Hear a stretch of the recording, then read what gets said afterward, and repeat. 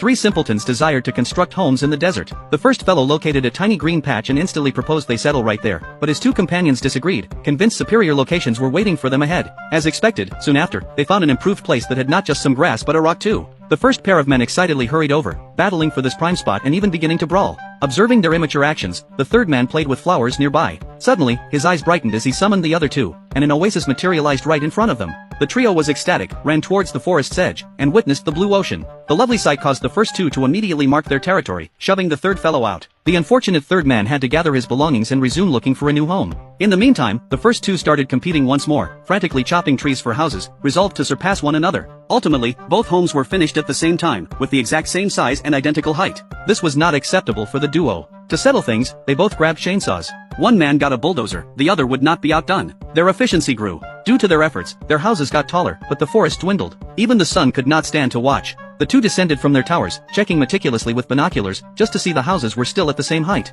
Infuriated, they kept on competing, throwing aside binoculars and using excavators, wishing to build even higher, but found all the trees had vanished. At that moment, a seagull passed by carrying a fish. They had a new thought and started building with fish and trash, even stacking their tools on top just to be marginally taller than their rival. At that very instant, they both saw the final tire on the beach, viciously fighting over it. A seagull perched on the tire. This was the final straw. Enraged, one took a gun and one took a telescope, shooting at the bird. They missed the seagull but then saw the third man on a faraway cliff who had not just planted flowers but also begun a family. This made the two even more insane, and they began to blame each other. Amid the conflict, their home suddenly collapsed. Everything became nothing. They writhed around in regret. Meanwhile, on a much higher cliff, the third man's family relaxed with coffee, savoring the scenery, living a joyous life. What a truly ironic conclusion. The greedy were left with nothing while the contented one found joy.